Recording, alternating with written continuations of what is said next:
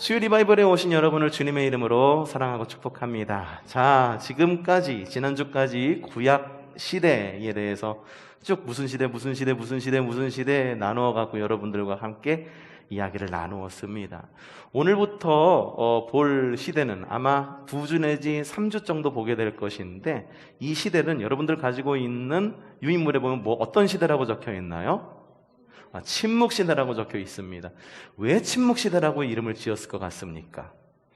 침묵시대라고 이름을 지은 이유는 이 시기가 한 400년 정도 되는 시기로 굉장히 긴 시기인데, 이 시기에 주님께서 말씀하시지 않으셨어요. 예언자들도 나타나지 않았고, 그리고 주님께서 직접 나서서 말씀하시지도 않았고, 그래서 주님께서 입을 꾹 다물고 그 다음 챕터로 넘어가기 위한 준비를 시키는 시대였기 때문에, 그래서 침묵시대라고 이야기를 합니다. 이 시기는 구약과 신약의 딱 중간기입니다. 구약의 맨 마지막 마지막 성경이 뭔가요? 말라기서부터 신약 성경의 마태복음, 그 사이에 성경 장수로는, 이 페이지 수로는 얼마 되지 않지만 그 사이에 있는 연수가 몇 년? 400년이라고 하는 것입니다. 자, 400년이라고 하는 시간 들어가기 전에 이스라엘은 바벨론 포로로 잡혀가게 되는데, 그 시기부터 이미 그 400년이라고 하는 시기를 하나님께서는 준비하고 계십니다. 자, 남유다는요, BC 586년에 바벨론에 의해서 멸망을 합니다. 그래서 바벨론에 의해서 포로로 3차에 걸쳐서 포로로 잡혀가게 되는데, 이 포로기 가운데에 활동했던 유명한 사람이 있었어요. 지난주에 우리가 주일 설교 시간에 들었죠? 누구와 친구? 다니엘과 새 친구라고 하는 이야기를 들으셨을 것입니다. 다니엘이 바로 이 바벨론 포로기에 활동했던 사람입니다. 이 바벨론의 왕은 느부갓네살 왕이었었는데, 느부갓네살 왕이 어느 날 꿈을 꿉니다. 너무 중요한 꿈이었었어요. 아침에 근데 딱 일어났는데 기억이 나지 않는 거예요. 도무지 내가 무슨 꿈을 꿨는지. 이 꿈은 정말 중요한 꿈 같은데, 이 꿈을 도무지 내가 어떻게 해석을 해야 되는데 꿈 자체가 기억이 안 나니까, 그래서 많은 방백들과 점장이들을 모아서, 야, 내가 지난 밤에 무슨 꿈을 꿨는지 기억이 안 나. 이거 좀 내가 무슨 꿈을 꿨는지 좀 맞춰봐. 그래, 해석 좀 해봐. 아무도 그것을 맞히지를 못합니다. 다니엘에게 이야기하죠. 다니엘에게 이야기하니까 다니엘이 주님께 기도해서 주님께서 주신 그 지혜로 그 느부갓네살의 꿈을 기억해내고, 그리고 그 꿈을 해몽을 하는데 큰 신상이 나타나죠. 신상의 꿈을 꾸게 됩니다. 자, 어떤 신상이었는가 한번 볼까요? 자, 어떤 신상? 네, 이런 신상의 꿈을 꾸게 됩니다. 맨 아래에 있는 거 좀 오타가 났어요. 어떤 꿈이었느냐? 큰 신상이 있었는데 머리는 황금으로 되어 있고, 그리고 팔과 가슴은 은으로 되어 있고, 배와 넓적다리는 동으로 되어 있고, 종아리는 철로 되어 있고, 발은 진흙으로 되어 있는 이런 신상의 꿈을 꾸게 됩니다. 그런데 이 신상이 어디선가 날라온 돌로 인해서 와장창하고 깨지는 그런 꿈을 꾸게 돼요. 이걸 다니엘이 맞췄다라고 하는 거죠. 그래서 다니엘이 이 꿈을 해석을 하는 거예요. 이 다니엘이 다니엘 왈 이렇게 이야기합니다. 그 꿈은요, 앞으로 세계를 지배할 열강의 변천사를 말하는 것입니다. 금머리는 왕이시여 폐하 바벨론을 말하고요, 은 가슴은 페르시아를 말합니다. 동인 배는 그리스를 말하고, 철인 다리는 로마를 말하고, 진흙발은 유럽을 말하는데, 그 신상이 어디서 날라온 돌로 인해서 와장창 무너졌다라고 그랬죠. 그 날라온 돌이 바로 하나님 나라를 말합니다 라고 이 다니엘이 이 꿈을 해몽해 줍니다. 이 다니엘의 꿈의 해몽의 주된 이게 내용이 뭡니까? 이건 뭐냐면, 이 땅의 강국들은 흥망성쇠를 반복하지만 하나님 나라는 영원할 거야.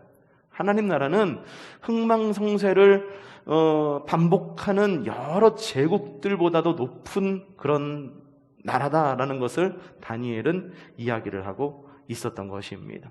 아니나 다를까 모든 역사는 느부갓네살이 꾸었던 그 꿈대로 그렇게 진행이 됩니다. 처음에는 바벨론이 나타났다가 페르시아, 그리스, 로마, 그래서 로마 시대가 끝난 로마 시대에 들어서면서 신약 시대가 함께 시작이 되는 것입니다. 자, 여러분 가지고 있으면 표를 보실 수 있을 거예요. 표를 보면은 나와 있죠. 바벨론 BC 625년부터 바사, 페르시아입니다. 페르시아는 BC 555년, 헬라, 그리스죠.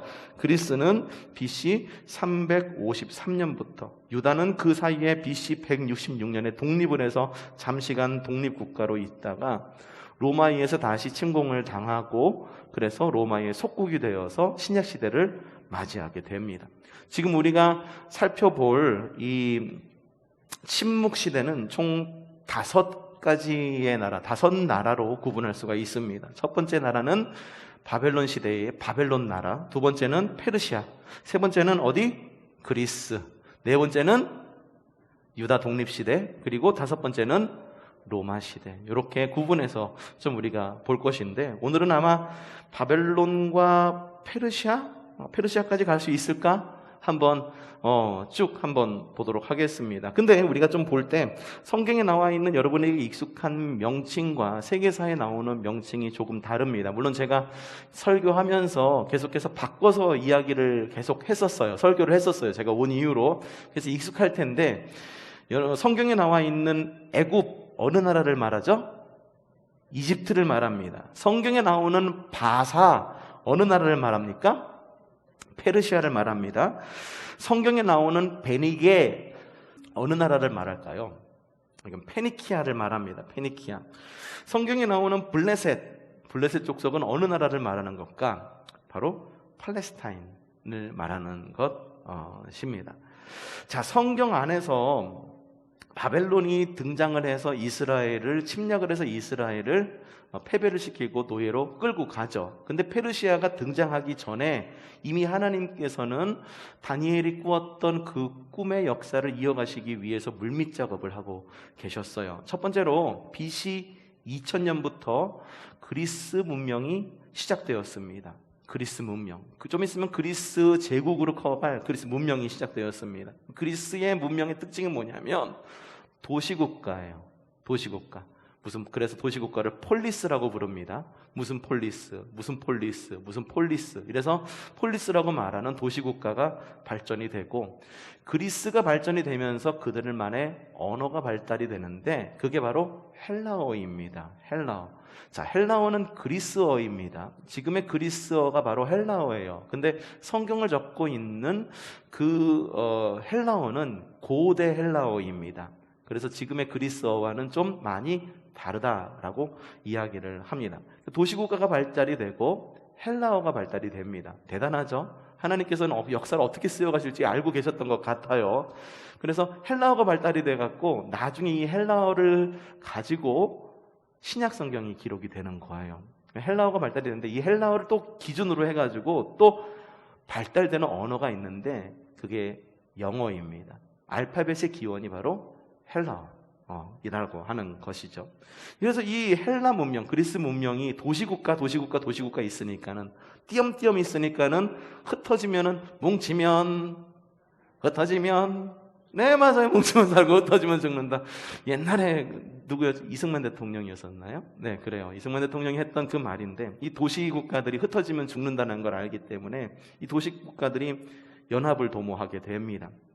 연합을 도모하게 되는데 아니야. 우리는 도시국가의 모습을 그대로 가지고 있어야 돼 라고 반발을 일으켰던 나라가 바로 트로이라고 하는 폴리스 도시국가였었습니다. 트로이 들어보셨죠? 트로이 하면 떠오르는 게 뭐가 있습니까? 옛날에 우리 그리스 로마 신화 보면은 트로이의 목마 기억나시죠? 그래서 트로이가 도망간 줄 알았는데 앞에는 큰 목마가 놓여져 있었고 그 목마를 승리의 표징으로 가죽 성 안으로 들어와가지고선 막 이렇게 파티를 열고선 술에 진창 취해 있을 때 트로이의 목마에 타고 있었던 군사들이 나와서 그쵸?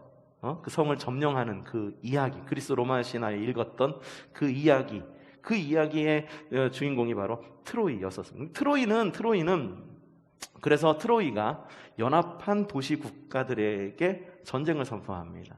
우리는 원치 않아. 우리는 도시국가로 남아서 우리 도시국가만의 여러 그런 민족이나 이런 것들을 만들어 갈 거야 라고 이야기를 하는데, 트로이가 이겼을까요? 아니면 연합 폴리스가 이겼을까요? 어느 게 이겼을 것 같습니까? 그러니까는 숫자가 많은 편이 이겼을 것 같습니까? 숫자가 적은 편이 이겼을 것 같습니까? 누가 이겼을 것 같아요? 찍으세요. 모르면 찍으면 됩니다. 누가 이기냐 하면은요, 트로이가 이깁니다. 그래서 트로이가 이기니까는 이제 모든 나라들이 졌잖아요. 그래갖고 진 그런 도시국가들이 도망을 가게 되는데, 어디로 가냐면은 지금의 이탈리아로 도망을 가게 됩니다. 이탈리아로 가서 거기서 정착을 하면서 시작한 나라가 바로 로마입니다. 이제 조금 뭔가 잡히는 것 같아요. 그래서 바벨론이라고 하는 나라가 등장하기 전에 이미 그리스와 로마는 자그마한 나라로 시작하고 있었다. 한편 바벨론이라고 하는 나라는 엄청 커가지고 유대를 침략해 들어간 겁니다. 이 바벨론의 특징이 뭐였었냐 하면 피점령국의 문화를 일부 인정하는 거죠.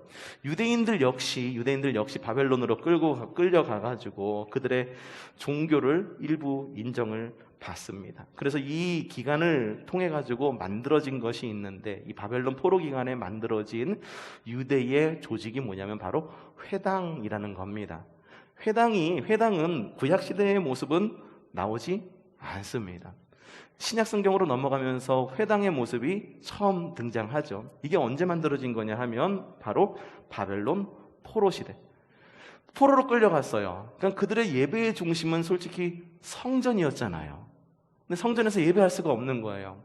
번제를 드릴 수 있는 번제단도 없죠.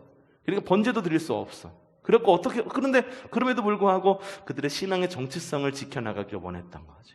그래서 어떻게 했냐 하면은 유대인으로서의 정체성과 신앙을 지켜나가기 위해서 회당을 형성하게 됩니다.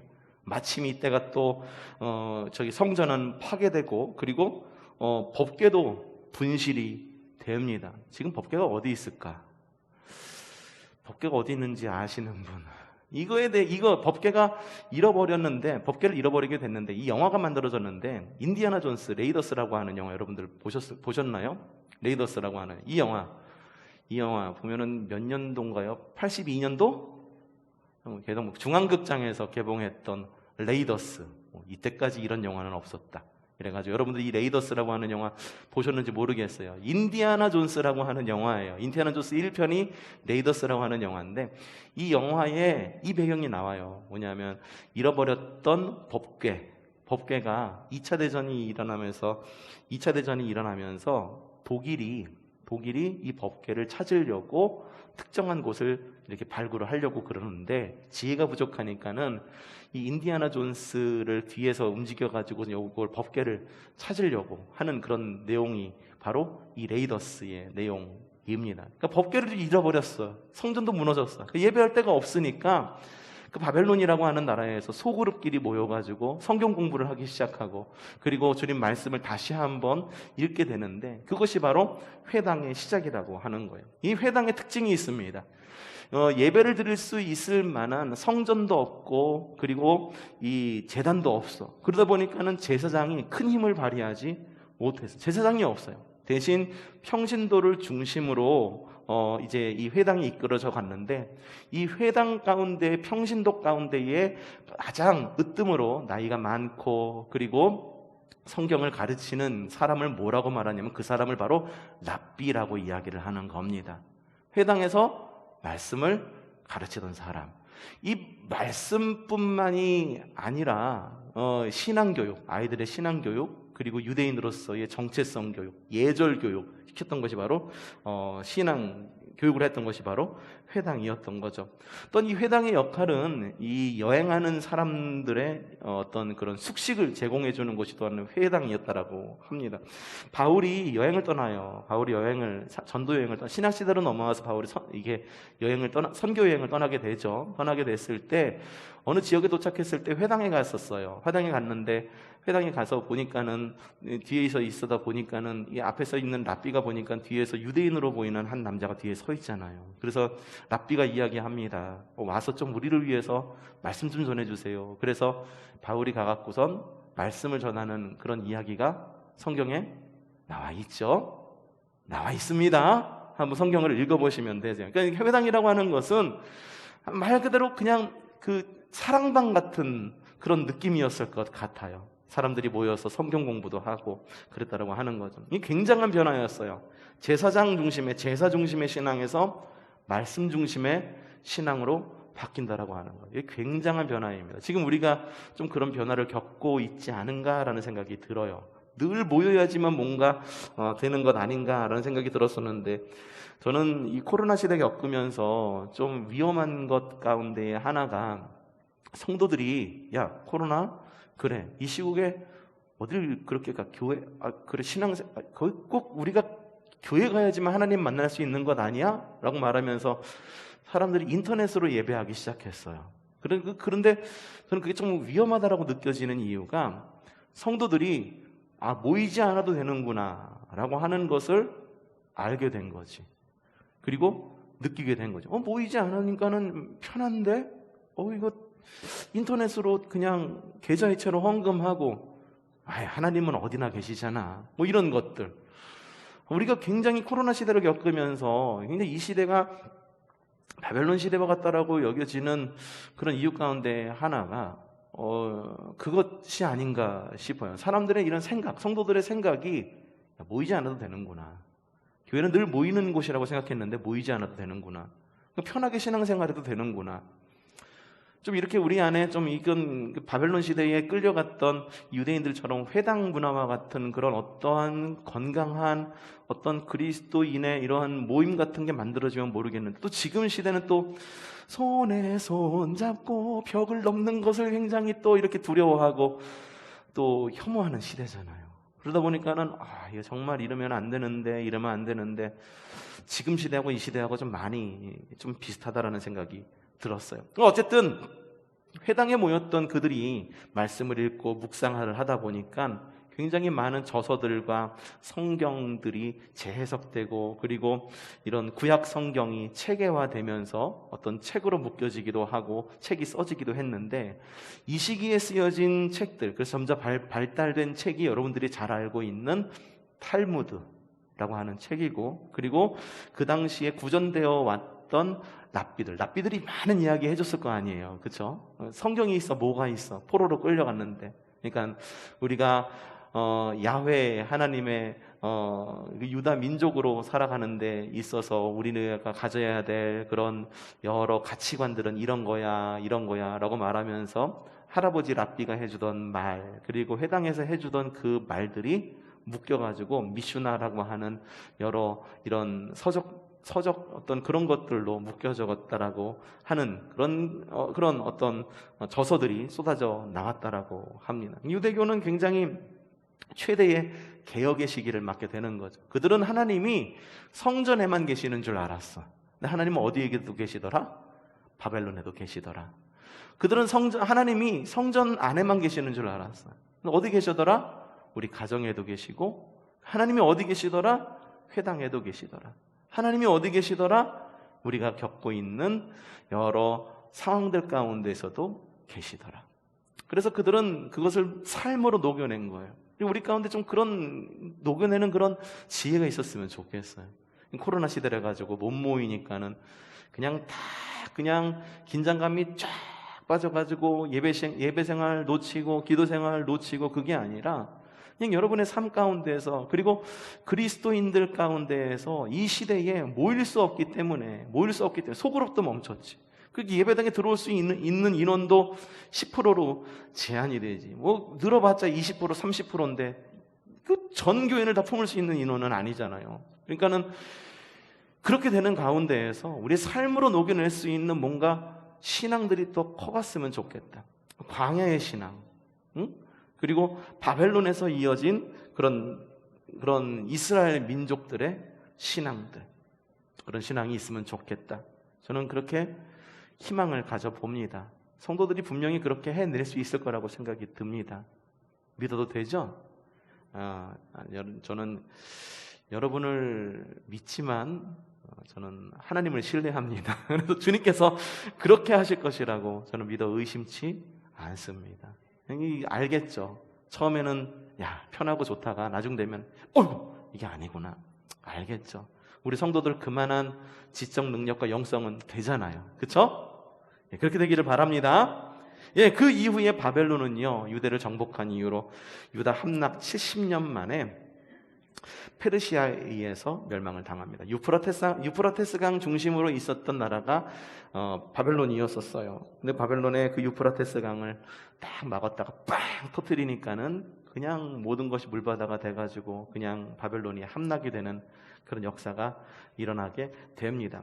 두 번째 시대는 바로 페르시아 통치 시대입니다. BC 539년부터 331년까지의 기간을 페르시아 통치 기간이라고 말합니다. 이 바벨론을 이 페르시아가 이게 점령하고 보니까는 그 당시에 왕은 고레스 왕이었거든요. 고레스 왕이 이걸 갖다가 페르시아를 점령하고 보니까는 얘네들이 누군가 싶은 애들이 있단 말이죠. 보니까는 바벨론이 점령했던 여러 나라 민족들이 포로로 잡혀 있는 거예요. 니들 누구니? 유대인들이 우리 남유다에서 끌려왔는데요. 그러니까 너희들 돌아가. 우리 먹을 것도 없으니까는 니들 나라로 돌아가가지고선 니들 나라로 돌아가가지고 너희 저기 그 페르시아 국민으로서 니들 나라에서 영향력 끼치며 살아. 보냅니다. 3차에 걸쳐가지고 이 고레스 왕이 성전과 성벽 재건을 약속하고 그러면서 그냥 돌려보내지 않았죠. 식량도 주고 재물도 주고 그래가지고 주머니 가득히 채워가지고 고향 땅으로 돌려보내게 됩니다. 이 시기에 활동했던 선지자들이 느헤미야, 에스라, 스룹바벨, 이런 에스라, 느헤미야는 사실 어떤 선지자라고 하기보다도 느헤미야는 사실 어떤 정치인 쪽에 총독 쪽에 가까웠었죠. 그래서 이 사람들을 중심으로 성전과 성벽을 재건하기에 힘쓰게 되고, 그리고 에스라를 중심으로 심령 각성 운동이 일어납니다. 그때부터 그러니까는 연단되어서 바벨론 포로 생활로 있다가 바벨론 포로 생활 가운데에서 회당이 만들어지고 스스로 정화작용이 일어나고 그리고 그 가운데에서 자기의 정체성을 되찾아가면서 유대 땅으로 돌아온 그 이스라엘 사람들, 바로 그때부터 그 사람들을 유대인이라고 부르기 시작했습니다. 그리고 그들의 신앙 공동체를 유대교다라고 부르기 시작했습니다. 처음부터 유대인을 유대인이라고 불렀던 게 아니에요. 처음에는 히브리 민족이라고 하는 것은 이게 경멸하는 말이에요. 그냥 떠돌이 민족, 저거 거지 아니야? 아니면 홈리스 아니야? 그런 의미를 가지고 있었어요. 처음에는 민족도 없다가 혼자 아브라함 혼자 있다가 히브리 민족, 떠돌아다니는 민족이라고 불리다가 그러다가 나라를 이루어서 어떤 정도 살려고 그랬는데 이 야훼 신앙을 가진 야훼 족속이라고도 불리다가 이 이제 바벨론 포로기 이후에 연단되어서 그때부터 유대인이라고 불리게 된 거죠. 그러니까 그들의 정체성은 광야 가운데 이루어진 정체성인 거예요. 바벨론 포로기를 통해 갖고 이루어진 정체성이라고 하는 거죠. 그러니까 우리가 어려움을 겪을 때 그 어려움이라고 하는 것을 그냥 이 어려움이 있으니까는 좀 어려움이 빨리 지나가면 좋겠다라고 느끼고 말하고 그런 자세로 있는 것보다 그 시기를 여러분의 정체성을 확립하는 시기로 삼으셔야 되는 거예요.